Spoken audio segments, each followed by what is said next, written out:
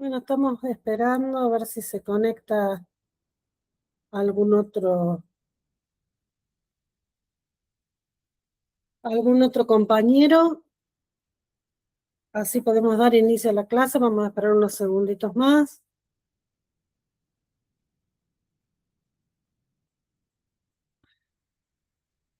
Hoy vamos a tener una clase importante porque vamos a empezar a hablar específicamente y vamos a comenzar con los fundamentos de la hematología.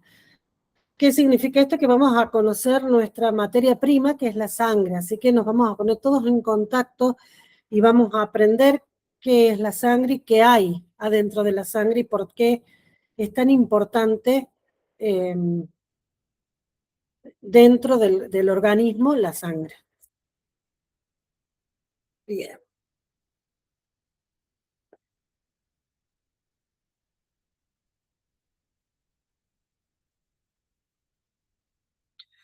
Muy bien.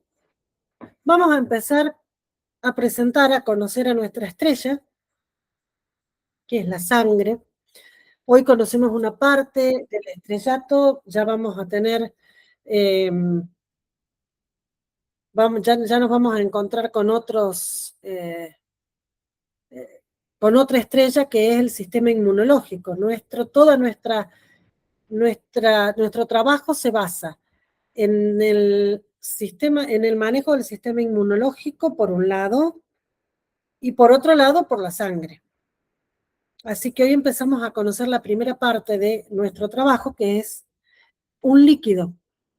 La sangre es un líquido especializado, sumamente importante porque a través del sistema circulatorio llega a todos los órganos del organismo. A ver, que creo que tengo a alguien para ingresar.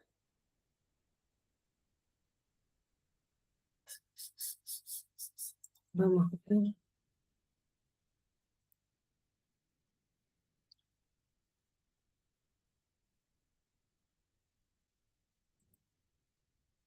Entonces, son todos los órganos, como dijimos, circula a través de todos los órganos del cuerpo humano. Así que es sumamente importante. Las funciones que tienen son, por un lado, el transporte. Transporta oxígeno, transporta dióxido de carbono, transporta proteínas, transporta metabolitos, transporta células, transporte. Por otro lado, la defensa. ¿Por qué? Porque contiene eh, dentro de su composición, contiene células que son los glóbulos blancos encargadas de la defensa.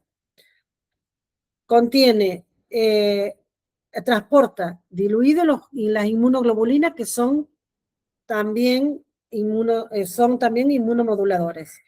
Transporta interferones, transporta lecitinas, que son todos componentes que participan en el sistema de la defensa, por lo cual la sangre ayuda a proteger al organismo y a su vez ayuda al organismo a regular temperatura, regular el líquido que circula, regular los metabolitos, regular los iones.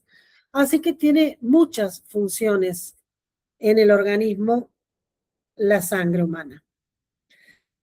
Representa aproximadamente el 7 u 8% del peso corporal.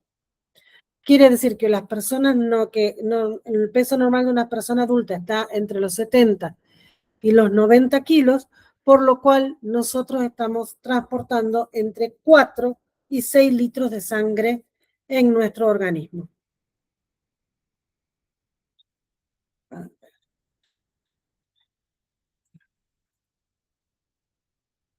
Vamos a seguir por aquí.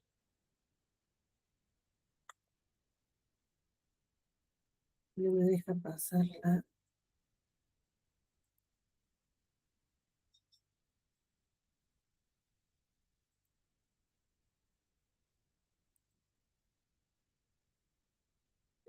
A ver, que voy a volver a conectar la presentación porque se me sale con la...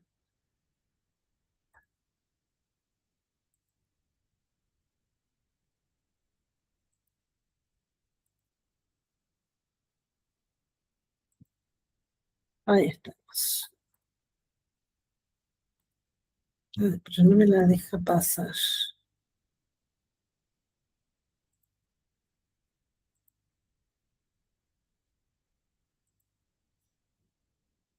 Ahí estamos. Chicos, ¿se ve la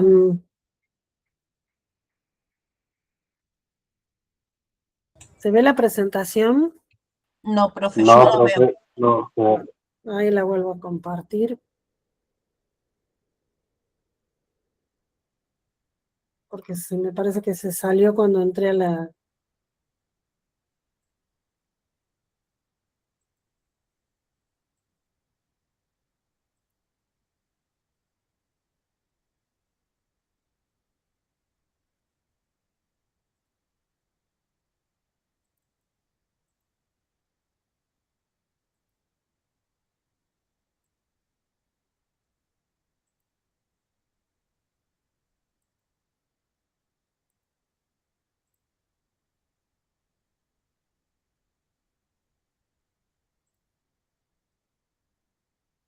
Ahora sí, profe, ahora sí.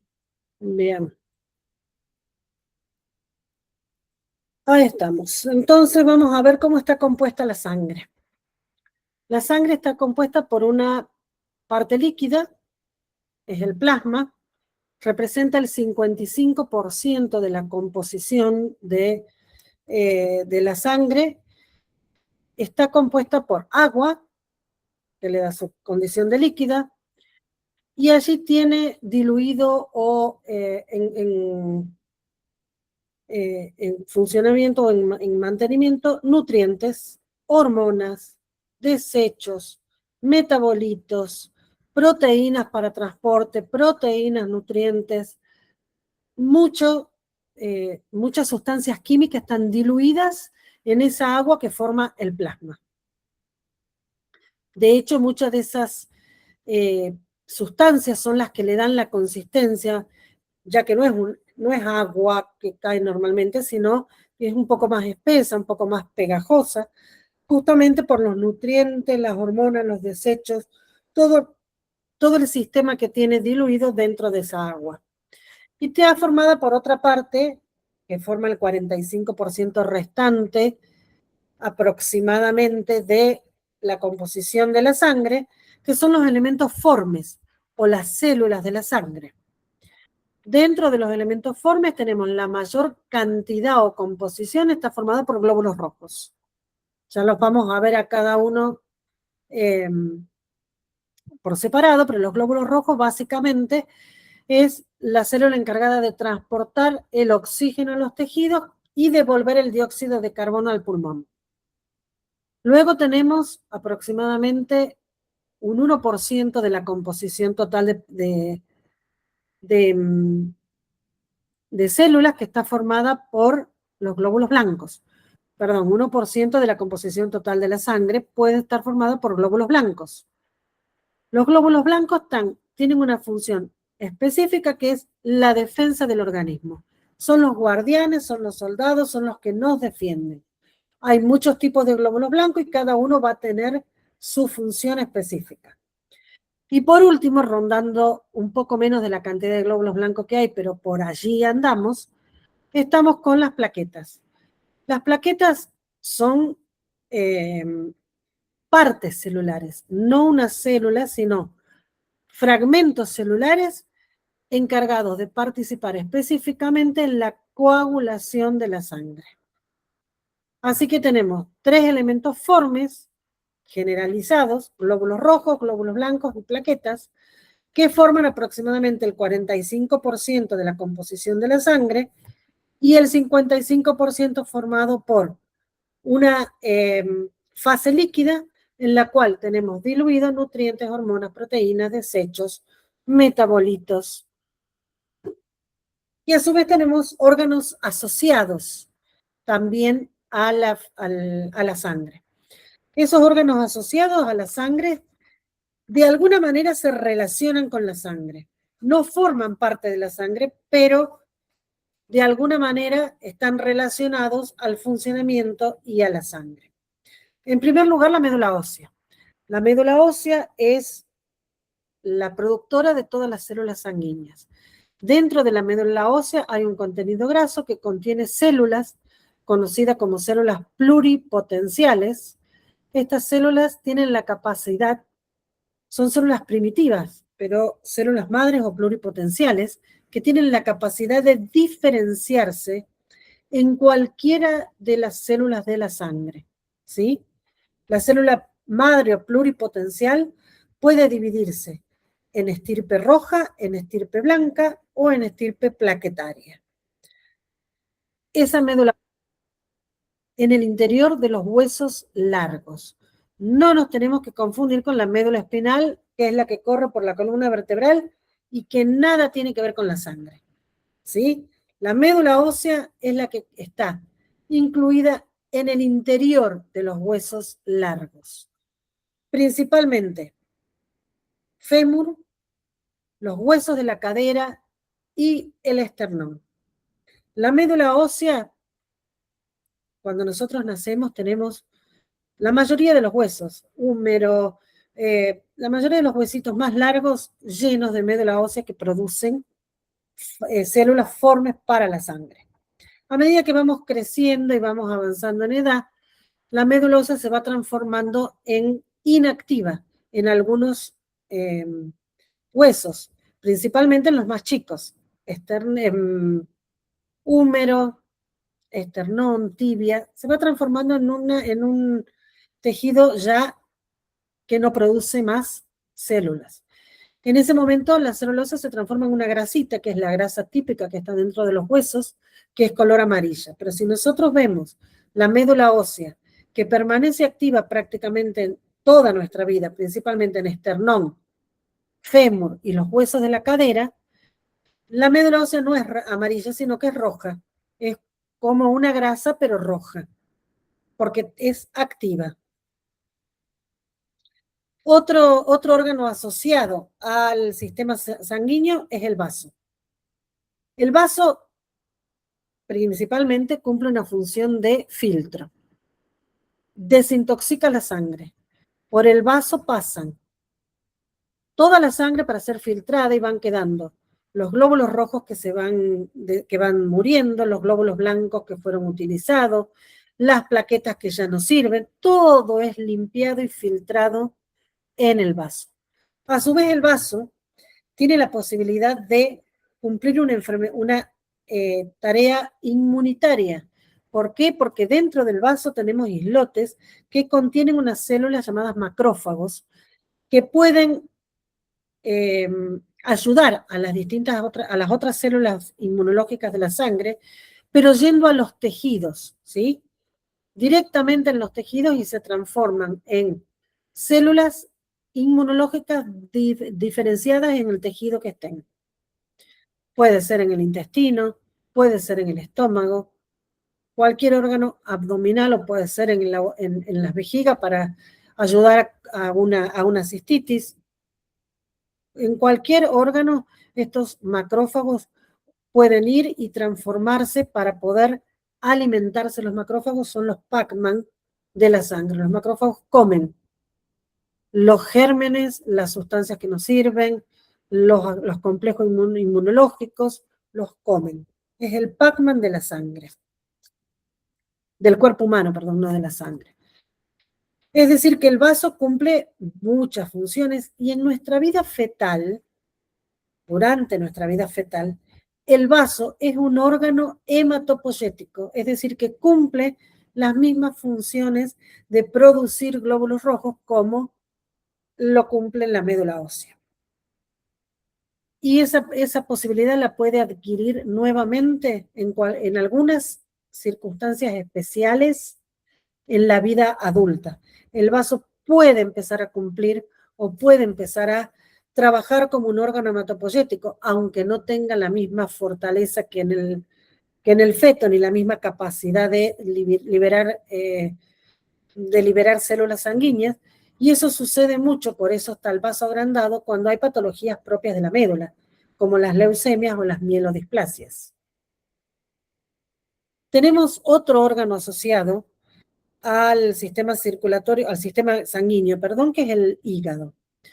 El hígado también produce detoxificación. También puede producir un pequeño filtro, pero no, ya no es un filtro celular, sino que el hígado es un filtro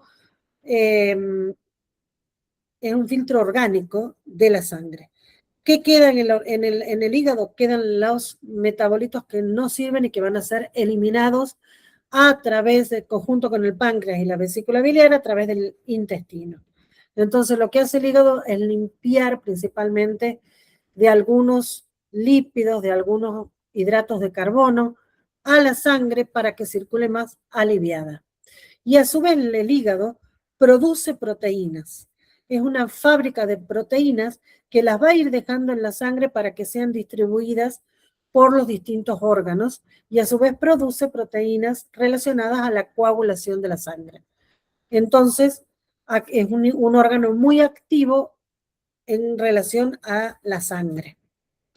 Otro de los órganos asociados al sistema sanguíneo son los ganglios linfáticos y el timo. Los ganglios linfáticos producen, ¿por qué están asociados al sistema sanguíneo? Porque tienen la capacidad de producir determinados glóbulos blancos y a su vez procesan la información que el glóbulo blanco le deja acumulando gamma globulinas o inmunoglobulinas que son las que van a actuar posteriormente en la defensa de la sangre, del organismo. Entonces, los ganglios están íntimamente relacionados con procesos sanguíneos. Y el timo. El timo es un órgano linfático, hematopoyético durante la etapa fetal. Cuando nacemos, el timo desarrolla toda la parte de la inmunidad primaria en los niños y en la adolescencia se atrofia y disminuye su tamaño y pierde su función. ¿Sí? Pero nunca tenemos que olvidarnos de la presencia del timo porque puede tener en algunas circunstancias, puede tener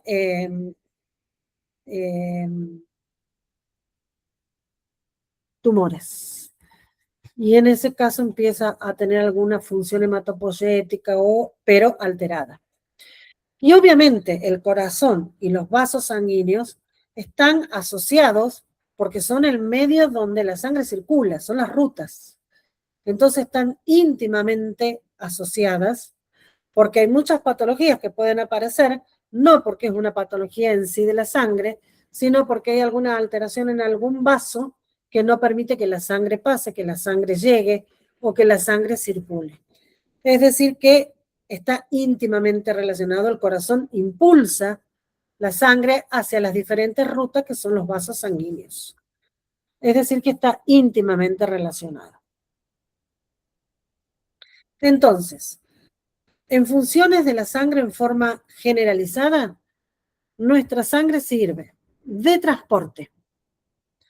Transporta, dijimos, oxígeno a los tejidos, devuelve el dióxido de carbono al pulmón para eliminarlo, transporta nutrientes, transporta hormonas, transporta gérmenes, transporta muchas cosas.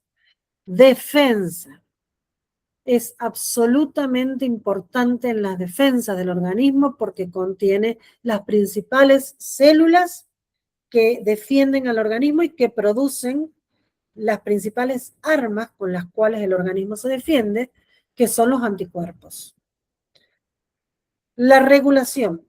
A través de la sangre, el organismo regula la temperatura, el pH de la sangre, porque regula el manejo de los electrolitos a través del riñón y del agua. A través de la sangre nosotros concentramos mayor o menor cantidad de agua. Cuando hay mucha agua, subimos la presión o la saca afuera de los vasos y hacemos edema. Cuando hay poca agua nos deshidratamos y se contraen todos los vasos sanguíneos porque hay poca sangre circulante. Regula temperatura, pH, agua y electrolitos. Y por otro lado, participa en la coagulación de la sangre. Contiene las plaquetas y transporta los factores de coagulación que son proteínas que se transportan en la sangre. Sumamente importante, porque si hay una rotura, si hay una alteración o un problema en un vaso sanguíneo que se rompe o se abre, es la coagulación la que repara, soluciona y arregla ese agujero que se formó en la, en la, en el vaso. Bueno, vamos a pasar específicamente, ya directamente, a los glóbulos rojos. ¿Qué son los glóbulos rojos? Los glóbulos rojos son las células dijimos que eran las células más numerosas en la sangre. Componen casi la mitad. El valor normal es entre 40 y 45% de glóbulos rojos en la sangre. En realidad, de 36 a 45 estamos bien. Entonces son las células más numerosas. Muy importantes son las células encargadas de transportar el oxígeno. O sea que al transportar el oxígeno, tienen que llegar a todos los órganos del organismo. Tienen que llegar a cada uno de los rincones que están en el organismo. Tienen que tener esa capacidad. ¿Cómo lo logran? Con su forma.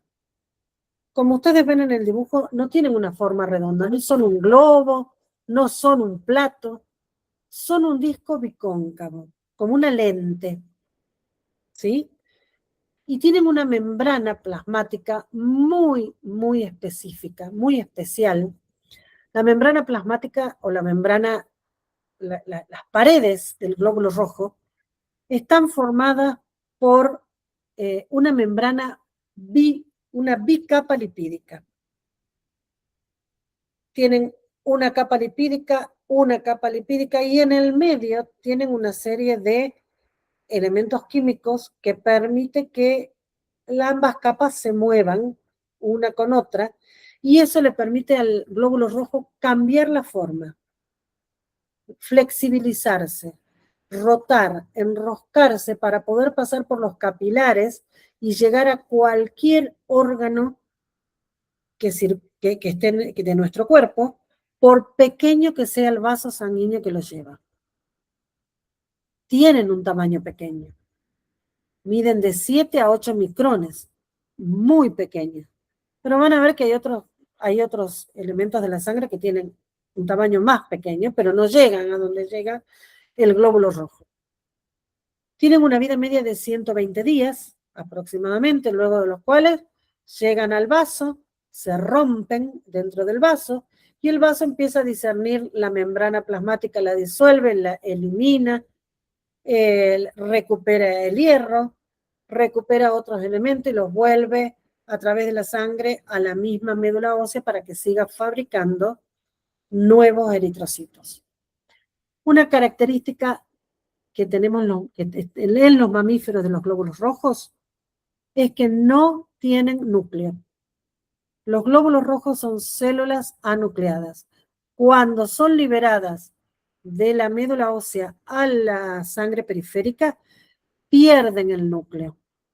Justamente pierden el núcleo para poder mantener esta forma bicóncava y conservarse. Por eso no se duplican dentro de la sangre, sino que luego de 120 días son eliminados. Contienen en su citoplasma todos los elementos necesarios para mantener el metabolismo y la estructura y la capacidad de transporte del oxígeno dentro de su cuerpo durante los 120 días. Pero no tienen núcleo, por ende, no se desarrollan, no se duplican ni se reproducen en la sangre, sino que son eliminados luego de 120 días. Están compuestos principalmente por la hemoglobina, que es la encargada de transportar el oxígeno.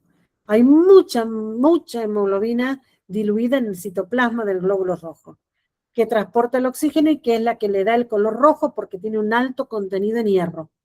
Y el hierro tiene un color rojizo.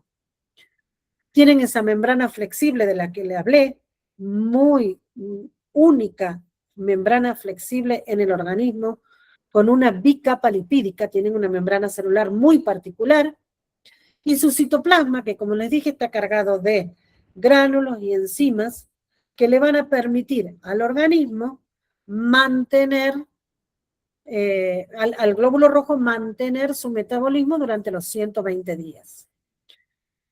Sus principales funciones, la principal función, transporte de oxígeno.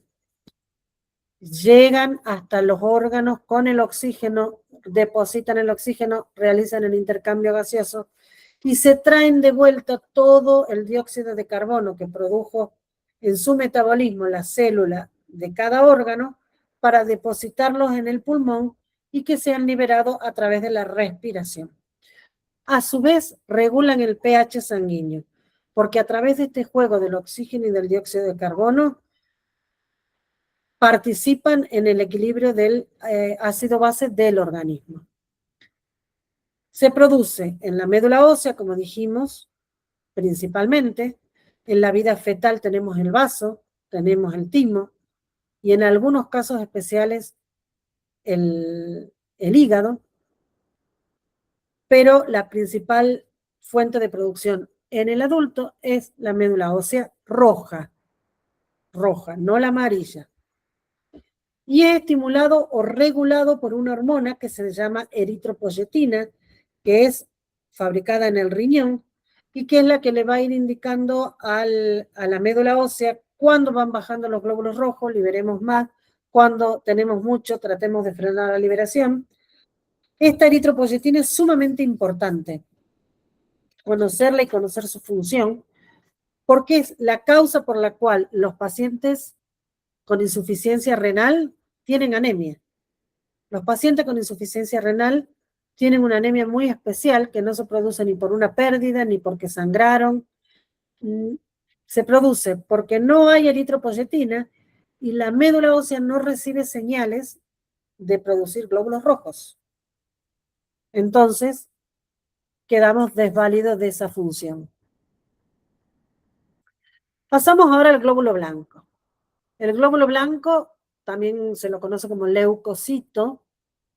El glóbulo blanco es el soldado, es el que trata de defender de todos los medios, y ya van a ver cuando estudiemos las funciones, que va a tratar de hacerse cargo de todo lo que es ajeno al organismo para defenderlo de esas sustancias. Se encargan de infecciones, se encargan de, ya sea de microorganismos, de sustancias extrañas, de inmunocomplejos, de parásitos. Tienen muchas funciones y diferentes según el glóbulo blanco. Estas células sí tienen núcleo. También son producidas en la médula ósea a través del precursor de médula ósea o la célula madre de médula ósea de la estirpe leucocitaria. Se forman diferentes tipos de glóbulos blancos. Tenemos 5 tipos de glóbulos blancos que, según las características de su citoplasma, se dividen en granulocitos, son aquellos que tienen gránulos específicos en el citoplasma, y agranulocíticos son los que no tienen esos gránulos en el citoplasma. Dentro de los granulocitos tenemos 3 tipos. Los más conocidos, los más numerosos dentro de los glóbulos blancos son los neutrófilos. Los neutrófilos representan aproximadamente el 50 al 60% de los glóbulos blancos que hay circulando. Es la primera línea de defensa contra las bacterias y los hongos. Por lo cual, cada vez que veamos que hay un aumento del porcentaje de granulocitos, sabemos que estamos en una infección aguda por bacteriano por hongos. ¿Sí? Tienen capacidad de fagocitar, es decir, que los neutrófilos tienen esa capacidad Pac-Man, que yo les decía, de fagocitar, de comerse los restos celulares, la bacteria que está molestando, el hongo que está molestando. Son fagocitadores. Se comen el microorganismo y a través de las enzimas que tienen en los distintos gránulos, lo desintegran. Otro de los granulocitos que conocemos son los eosinófilos. Los eosinófilos tienen un porcentaje bastante bajo, menos del 5% en condiciones normales, y se ven rápidamente aumentados cuando hay parásitos y en los casos de alergia. Da la casualidad que los parásitos actúan y producen alteraciones o reacción inflamatoria en el organismo a través de sustancias alérgicas. Liberan sustancias alérgicas. Por eso, siempre que aumenten los eosinófilos, estamos relacionándolo con un cuadro parasitario o una alergia severa. ¿Qué realizan los granulocitos? Liberan una sustancia que se llama histamina, que es la sustancia interviniente y que desarrolla todo el proceso de reacción alérgica en el organismo. Luego tenemos los basófilos. Los basófilos se relacionan también con alergias y en algunos casos con enfermedades crónicas, enfermedades autoinmunitarias, enfermedades crónicas del colágeno, están muy relacionados con el aumento de los basófilos.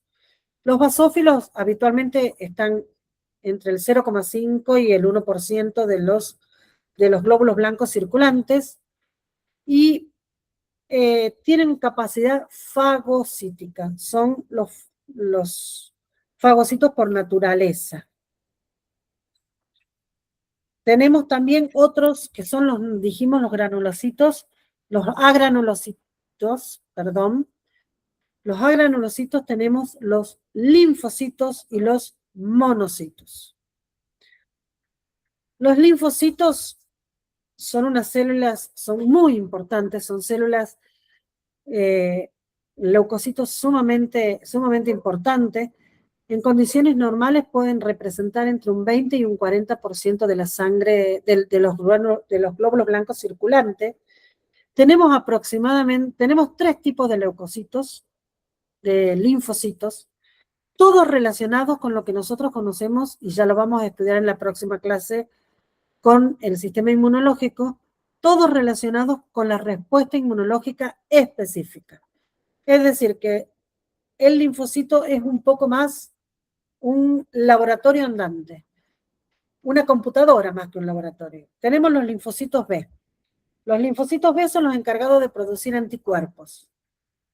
Producen anticuerpos porque hacen reconocimiento del antígeno. Reconocen puntos del antígeno, ya sea proteínas de la membrana, alguna característica específica de glucosacárido de la membrana, alguna característica específica del antígeno al cual se le presenta, lo reconoce, lo evalúa y fabrica el anticuerpo específico. Inmunoglobulina M, G, E, D, fabrica el anticuerpo específico. Pero el linfocito B, además de fabricar el anticuerpo, que va a ir a determinar que ese germen desaparezca de la circulación o de atacarlo y de tratar de eliminarlo, va a su vez a enviar información a otro grupo de linfocitos que son los linfocitos T. Los linfocitos T van a guardar esa información y van a ser los linfocitos de memoria. Van a ser los que cuando aparece nuevamente el germen, ya saben que ese germen estuvo en el organismo, que esa sustancia estuvo en el organismo y que es mala, y va a producir el anticuerpo específico que ya tiene guardado en su computadora el origen. Además, el linfocito T tiene una capacidad para atacar células. Cualquier célula que esté infectada en el organismo o célula cancerosa es atacada en forma directa por el linfocito T. Y a su vez tenemos un tercer tipo de linfocitos que es específico para células cancerosas, que es el natural killer. El linfocito T ataca a células y las marca, les deja huellas. El natural killer va a destruirlas. Es decir, que son microcomputadoras o microprocesadores que obtienen información y se la van pasando entre ellos para atacar al organismo en una forma más específica de la que lo hacen los granulocitos, que es la primera línea de defensa e inespecífica. ¿Cuál es el valor normal de los glóbulos blancos en el organismo? Es entre 5 y 10.000 glóbulos blancos por mililitro de sangre. Siempre que estén por encima, es decir, con una leucocitosis, sospechamos de una infección o de un síndrome inflamatorio. Generalmente aumentan los glóbulos blancos las infecciones bacterianas y algunos tipos de alergias. Mientras que cuando tenemos disminución por debajo generalmente de 4.000, según el laboratorio, hablamos de leucopenia. No siempre la leucopenia está relacionada con un cáncer. Mucha gente llega a consultar por una leucopenia con el miedo de tener una leucemia. No, la leucopenia puede aparecer en virosis. Virosis simples, comunes, dengue, gripe, herpes, produce leucopenia. Y puede aparecer por el estrés. El estrés es un gran consumidor de defensa y de glóbulos blancos. Y pueden aparecer en algunas colagenopatías como el lupus eritematoso, que puede haber glóbulos blancos altos, glóbulos blancos bajos. Así que cuando ustedes escuchen hablar de leucopenia, no lo relacionen enseguida con enfermedades medulares. Sepan que hay muchas otras causas, además de la enfermedad medular. Pasamos a la tercera estirpe celular que tiene la sangre circulando, que son las plaquetas, que en realidad, como les dije, no son células, son fragmentos. Los megacariocitos es la última etapa de la célula progenitora que se va diferenciando en procariocito y termina siendo un megacariocito. El megacariocito es la última célula de la estirpe plaquetaria que está dentro de la médula. Para salir de la médula y llegar a la sangre se fragmenta, porque es una célula muy grande que no podría estar circulando en la sangre. Entonces se fragmenta, larga sus fragmentos que justamente están cargados de gránulos y de sustancias para mantenerse estables con vida y para poder cumplir su función. Las plaquetas son células principalmente del proceso de la coagulación. Células que su principal función o la más conocida hasta el momento es la de la hemostasia, pero también participan en otros procesos como son los procesos inflamatorios. En todos los procesos inflamatorios vamos a ver que hay un leve aumento de la cantidad de plaquetas que no está relacionada con una trombocitosis en sí, sino que es un participante de la reacción aguda de la inflamación. Tienen también la capacidad de activar el complemento. El complemento es un sistema soluble de la inmunitario, que lo vamos a estudiar bien cuando estudiemos el sistema inmunitario, y que participa justamente en la lisis o en la ruptura de las células que no sirven, están atacadas, que están infectadas o que por algunas circunstancias no pueden seguir funcionando. ¿Cómo funcionan las plaquetas? Las plaquetas, como ustedes ven, tienen como pseudópodos, como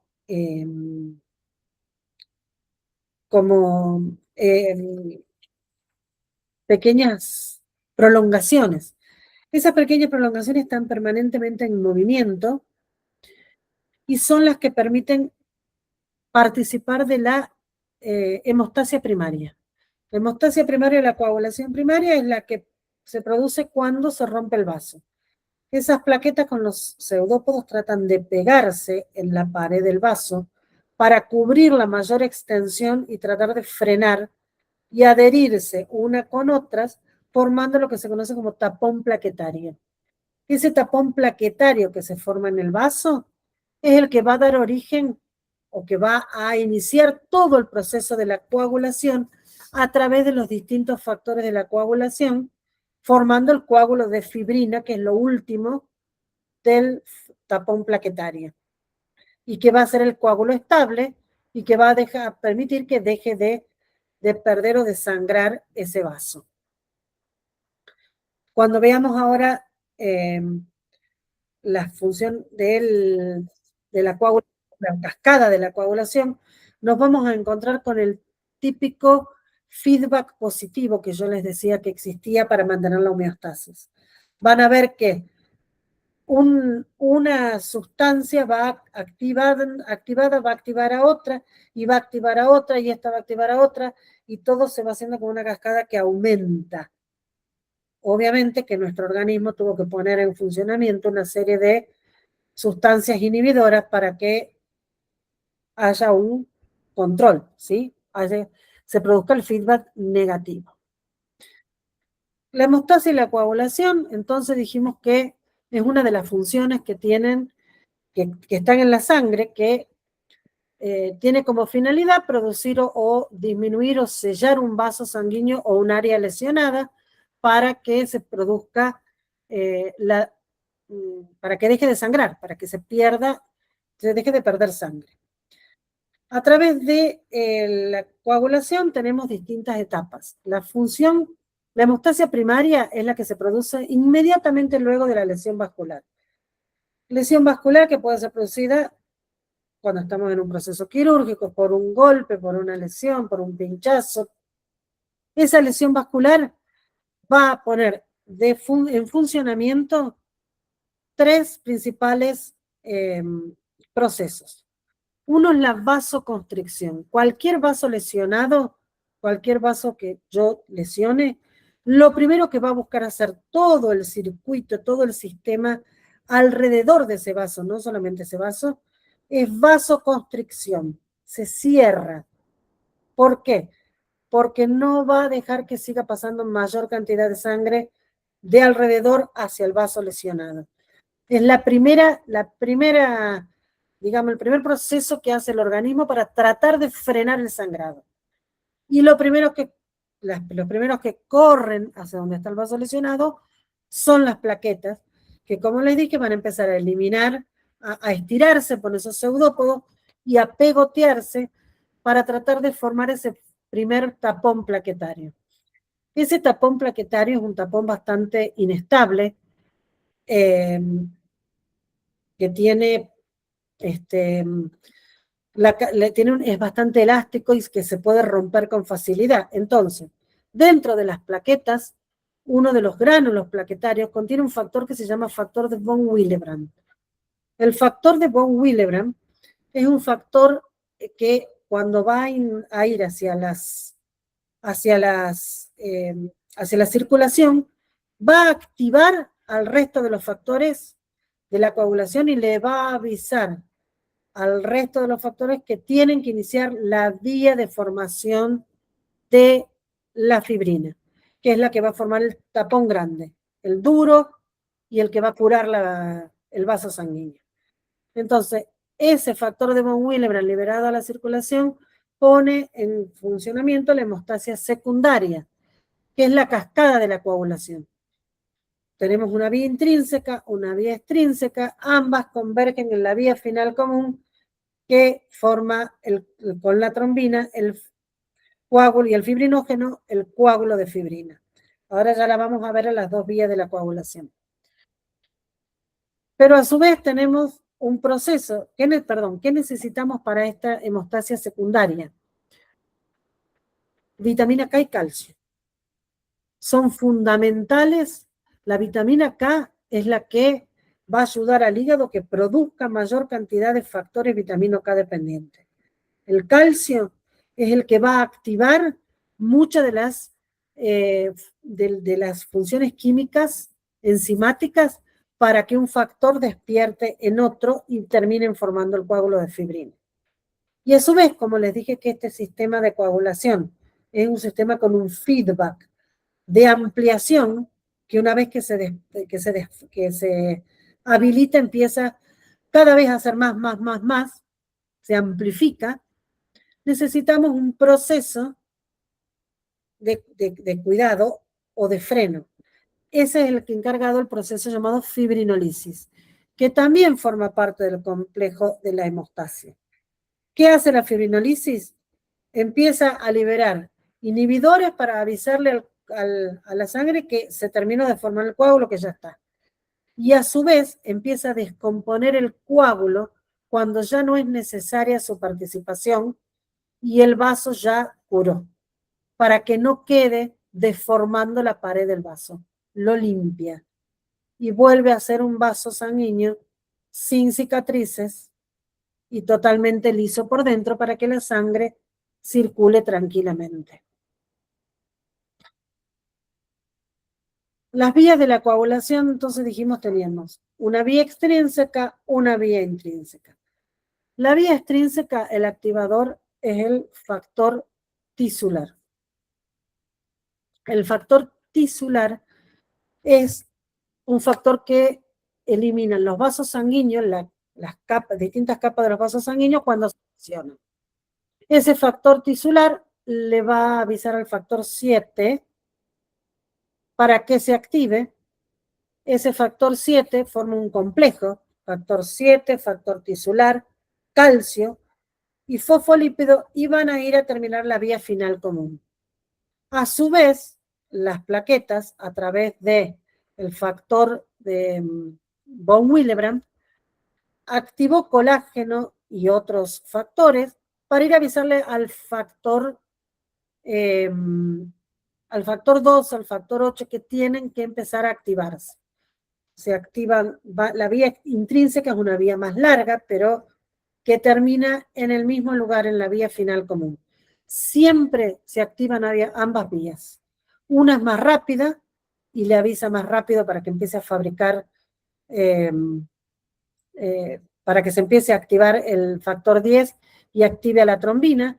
La otra es más lenta, más sostenida y se mantiene más en el tiempo para que la coagulación termine de hacer todo su proceso. Las ambas terminan en la vía final común a través del factor 10. Le van a avisar a la protrombina, que es el factor 2, que se transforme en trombina. Y la trombina es la que va a activar el fibrinógeno para que se forme la malla de fibrina, venga el factor 13, la estabilice y se forme el coágulo. Coágulo, la costra que vemos arriba de nuestra piel, que es un coágulo, eso es fibrina, que está estabilizado por el factor 13. ¿Estamos? Y vamos a empezar a hablar de qué puede pasar cuando se alteran. Porque hay patologías, las alteraciones, sí. ¿Estabas? Hola. Sí. A mí, bueno, hablando del tema de las plaquetas, a mí el año pasado, a raíz de una cirugía que tuve, Sí. me salió en el prequirúrgico que tenía bajas las plaquetas. Y entonces, bueno, mientras estaba ahí internada y todo, me transfundieron plaquetas y después me derivaron al hematólogo y me hicieron un estudio que se llamaba Frotis. Sí. Y de ahí descubrieron que tengo púrpura. Uh-huh. Y el médico me habló mucho del tema esto de la coagulación, y siempre me dice el que tenga cuidado de no golpearme ni de no cortarme. Claro. Pero bueno, yo no tomo medicación ni nada porque está, o sea, ahora tengo 80.000 plaquetas, que si bien es poco, a lo que tenía es mucho, porque tenía 30.000 nomás. Sí. Pero bueno, y cada 6 meses me tengo que hacer este frotis para hacer un recuento de plaquetas. Claro. Todo eso que estaba hablando de la coagulación, claro, ahora entiendo todo. Justamente porque vos podés tener normales los factores de coagulación, pero al no tener plaquetas, que son las que inician la coagulación, claro, todo va a estar mucho más enlentecido y la pérdida sanguínea va a ser mucho mayor. Sí. Ahí ese es el punto. Ya vamos a ver las púrpuras ahora porque vamos a hablar justamente de las patologías que se producen en las distintas células de la sangre. Bien. La primera es la anemia. ¿Qué es la anemia? Es La alteración o la enfermedad es la condición que se produce porque disminuyen los glóbulos rojos. La disminución de los glóbulos rojos en su número, en la calidad, entonces reduce el transporte de oxígeno. ¿Sí? Disminuye la capacidad en la sangre de transportar el oxígeno porque se transporta a través de los glóbulos rojos. Tenemos muchos tipos de anemia, muchos tipos de anemia. Las más comunes son la anemia ferropénica, que es la anemia por falta de hierro. La anemia por falta de hierro siempre es producida por pérdidas crónicas en el momento, o sea, actuales, pasadas, que no fueron normalmente o que no fueron corregidas en el momento y terminan cronificándose. Las anemias, estamos hablando de anemias instaladas. La anemia aguda, o conocida o llamada anemia aguda, es la anemia que se produce por la hemorragia aguda del momento. Esas son las anemias agudas, que podemos tener hierro normal, no tenemos deficiencia de nada, pero perdimos los glóbulos rojos en una hemorragia. Esa es una anemia aguda. La ferropénica es cuando esa hemorragia ya se consumó y no se solucionó el mecanismo del hierro, o por pérdidas crónicas que se producen por patologías digestivas, menstruaciones abundantes, hemorroides, problemas autoinmunitarios con pérdida de sangre, como puede ser el sprue tropical, la enfermedad de Crohn, distintas patologías que pueden ir teniendo pérdidas progresivas. Las mismas gastritis a veces producen, las gastritis alteran la mucosa del estómago y se lastima la mucosa del estómago. Entonces, periódicamente puede ir sangrando donde está lastimada, y es una sangre que nosotros no la vemos en la materia fecal. No nos damos cuenta que estamos eliminando sangre, pero en forma permanente en el organismo termina produciendo un déficit de hierro. Las anemias por déficit de vitamina B12. Anemia megaloblástica es una anemia que se produce en parte por el déficit de vitamina B12. De las anemias megaloblásticas tenemos dos tipos: por falta de vitamina B12 o por falta de ácido fólico. La más frecuente es por la falta de vitamina B12. La causa principal es la gastritis atrófica. Las gastritis atróficas alteran la membrana del estómago y hacen que la vitamina B12 no pueda ser absorbida. No llega al organismo, y tanto la vitamina B12 como el ácido fólico participan en la médula ósea como factores madurativos del glóbulo rojo. Entonces el glóbulo rojo sale, pero anormal, no madurado, es un glóbulo rojo grande con restos de núcleo celular, y produce justamente la anemia megaloblástica, de las cuales la más frecuente es la que se produce por el déficit de la vitamina B12. Y la anemia hemolítica es otro tipo frecuente de anemia que se produce porque el glóbulo rojo se destruye o se rompe antes de tiempo, y muchas veces dentro del torrente circulatorio. Hay muchos tipos de anemias hemolíticas. Las que a nosotros más nos interesa saber que existen y tenerlas presentes son las anemias hemolíticas autoinmunes. ¿Por qué? Porque las anemias hemolíticas autoinmunes se producen porque los anticuerpos se adhieren a la membrana del glóbulo rojo y lo rompen. ¿Sí? Hay anemias hemolíticas autoinmunes producidas por frío, otras por anticuerpos fríos, otras producidas por anticuerpos calientes, que en realidad no son calientes, sino son los anticuerpos que funcionan a temperatura corporal. Y dentro de las anemias hemolíticas por anticuerpos calientes siempre tenemos que buscar o sospechar alguna enfermedad detrás, que hay un lupus, que hay algún tipo de cáncer. Siempre tenemos que sospechar alguna enfermedad detrás de las anemias hemolíticas autoinmunes.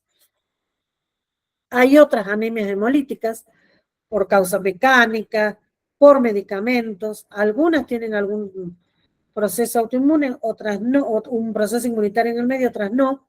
El problema de las anemias hemolíticas para nosotros es que al participar en el sistema inmunitario y al haber autoinmunidad, nos es muy difícil encontrar glóbulos rojos compatibles.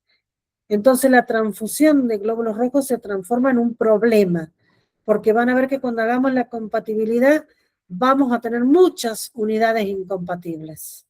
Entonces el tratamiento de la anemia hemolítica autoinmune generalmente de primera línea no es la transfusión, salvo que esté en riesgo la vida del paciente, en el cual usamos la sangre menos incompatible. La anemia hemolítica autoinmune, la primera línea de tratamiento, es el tratamiento con medicación autoinmunitaria, o sea que es la primera línea de tratamiento es médica. ¿Por qué es importante que conozcamos nosotros que existen estas anemias autoinmunes? Ya lo vamos a estudiar en inmunematología, pero tenemos que saber que cuando nosotros encontramos a través de las pruebas de laboratorio, nos damos cuenta que el paciente está sufriendo una anemia autoinmune, lo primero que tenemos que hacer es avisar al médico que pidió la transfusión e informarle que al ser una anemia autoinmune necesitamos la evaluación de un médico hematólogo antes de transfundirlo, que no lo podemos transfundir inmediatamente así porque sí, y nos vamos a cansar de buscar bolsas compatibles que la mayoría de las veces no vamos a encontrar. Entonces es importante que la tengamos presente dentro de las anemias. Todas las anemias tienen en general las mismas características. El paciente está fatigado y débil. ¿Por qué? Porque no le llega oxígeno al músculo, no le llega oxígeno al cerebro, no le llega oxígeno al corazón, no le llega oxígeno a los órganos vitales. Entonces va a estar fatigado y débil, va a estar pálido, obviamente, porque no tiene la cantidad de hemoglobina que es el que le da el colorcito rojo a la sangre. Va a sentir mareo por falta de oxigenación cerebral, puede sentir palpitaciones por falta de oxigenación cardiovascular, cardíaca, dificultad para respirar a veces porque el corazón empieza a funcionar mal y termina produciendo toda una alteración del sistema circulatorio, por ende de la recuperación del transporte de oxígeno y de dióxido de carbono. Dentro de las causas, las más frecuentes son las pérdidas de sangre, que pueden ser agudas o crónicas. Las dietas pobres en nutrientes. Nosotros en nuestro país tenemos una dieta relativamente normoférrica, digamos, normal para la cantidad de hierro. Pero ¿qué pasa? Cuando el hierro empieza a bajar en el organismo, nuestra dieta se transforma en una dieta pobre para cubrir esas necesidades. Por eso se requiere el agregado del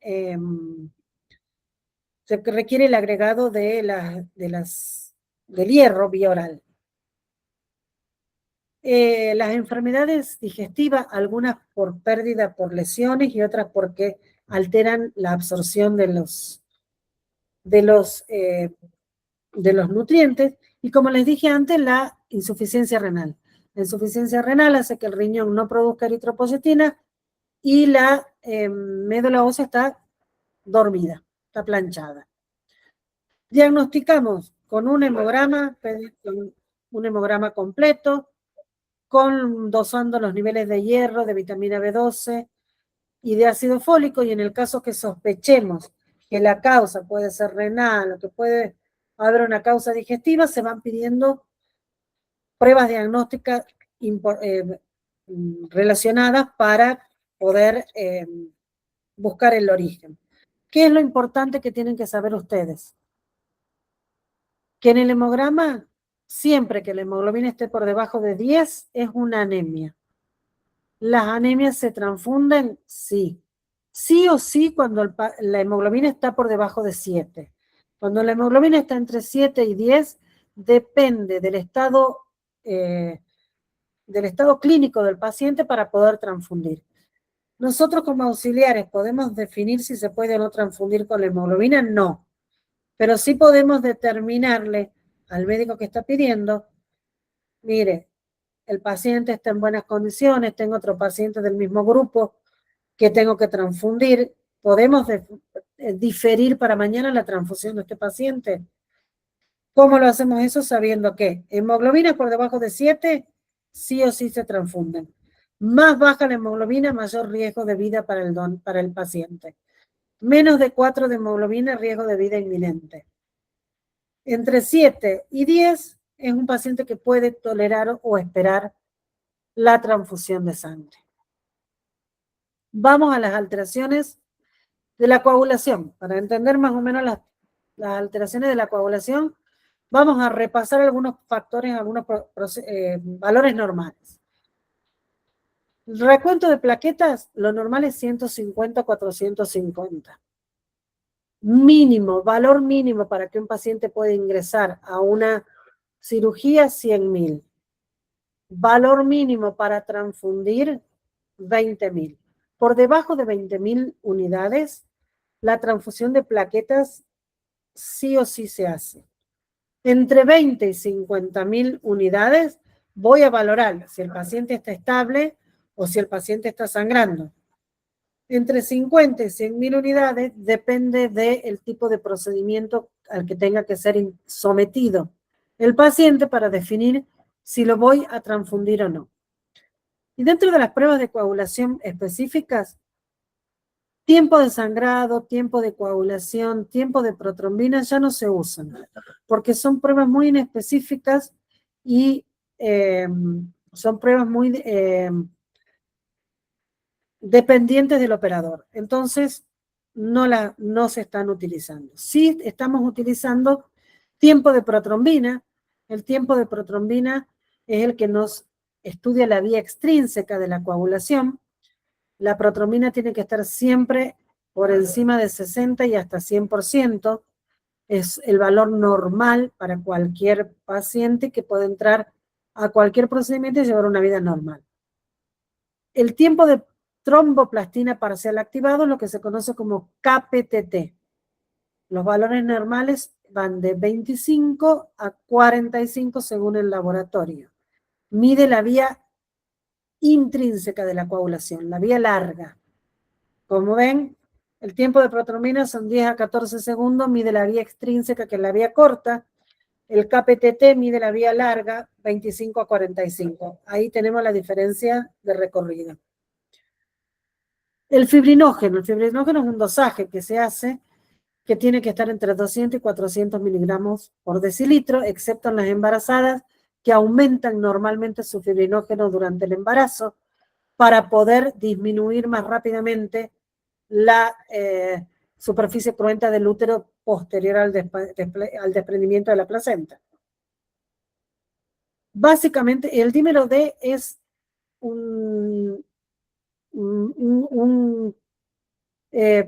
una medición de la vía de la fibrinolisis, ¿sí?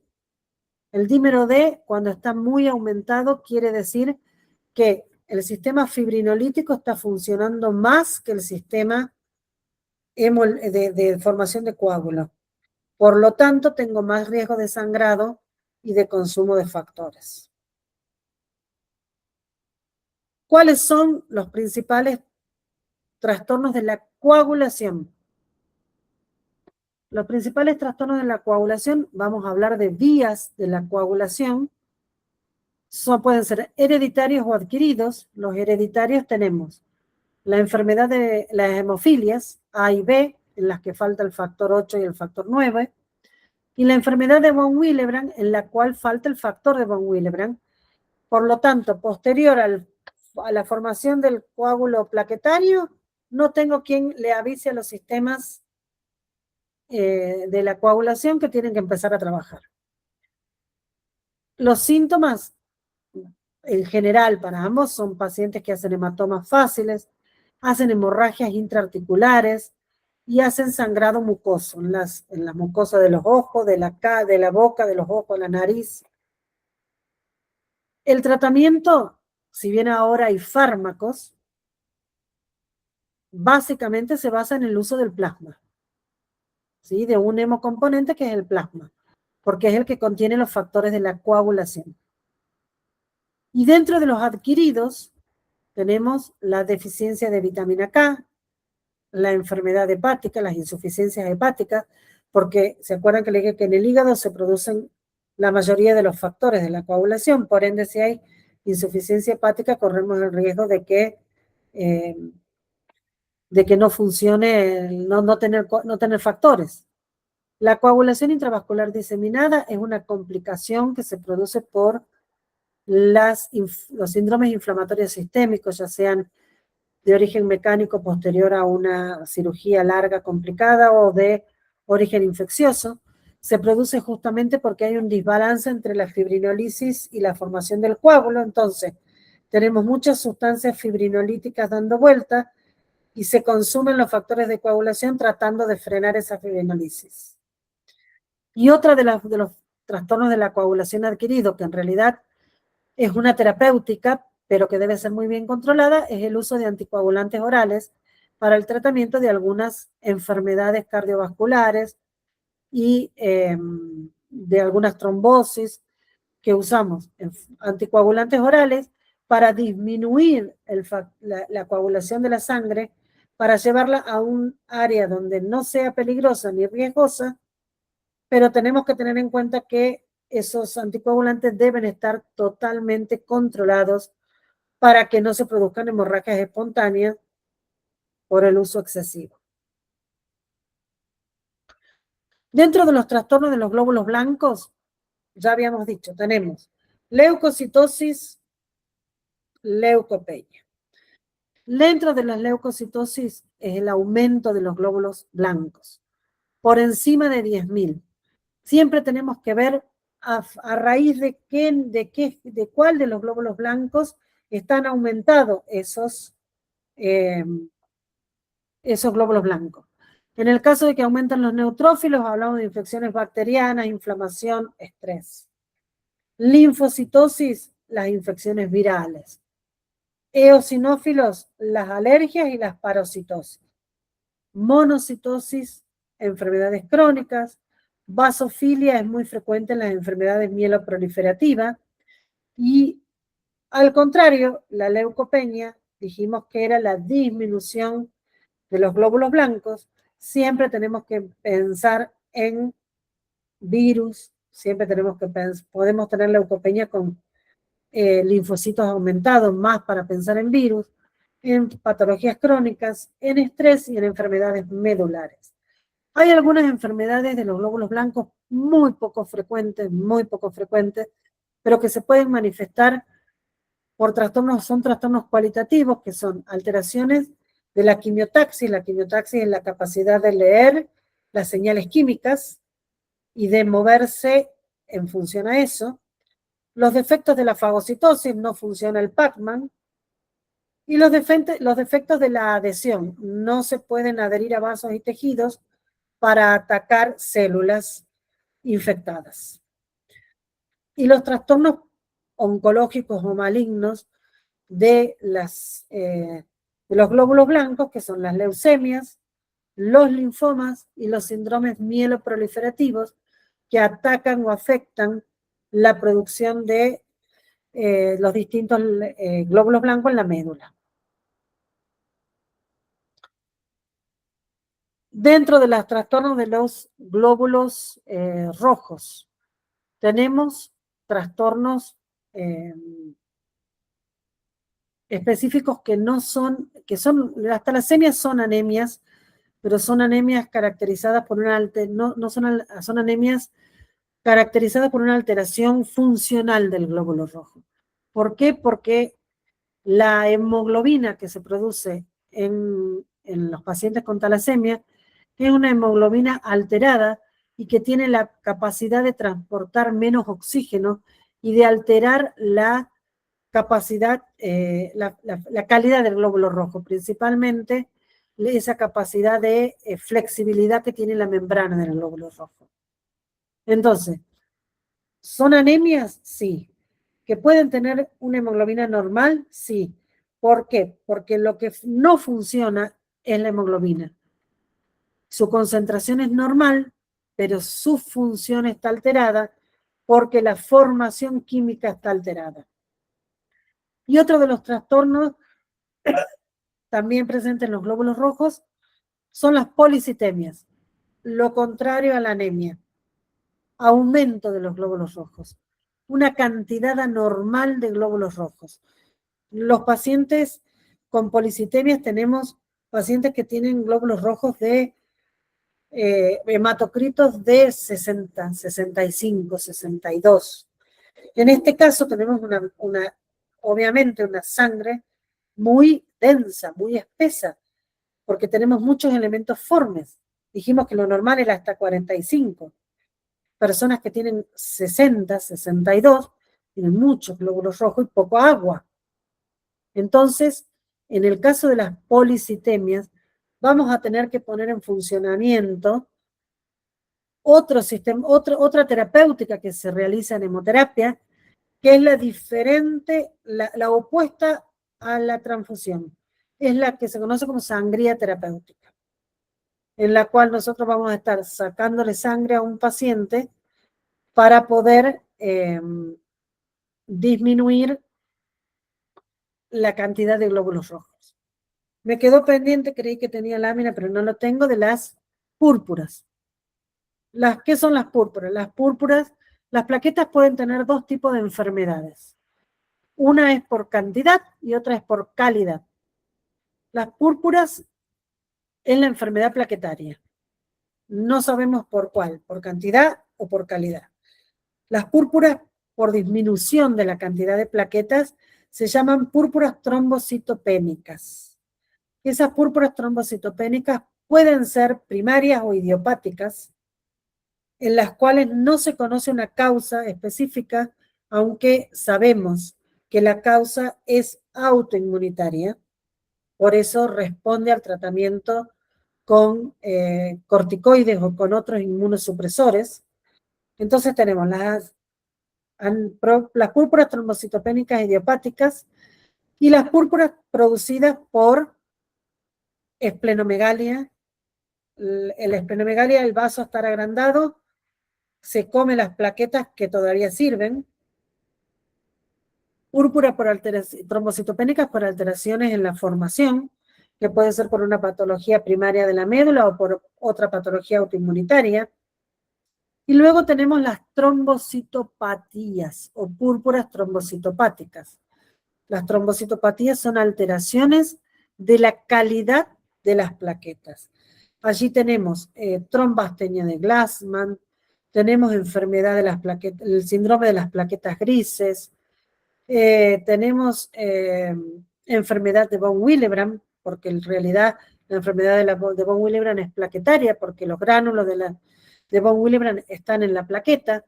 Son todas enfermedades que podemos tener un número normal de plaquetas, pero cuya función no es buena. Por ende, la clínica es la misma. El sangrado rápido, el sangrado es un sangrado muy difícil de revertir. Todas las trombocitopenias o todas las enfermedades, todas las púrpuras, tienen un sangrado difícil de revertir porque necesitamos sí o sí la plaqueta.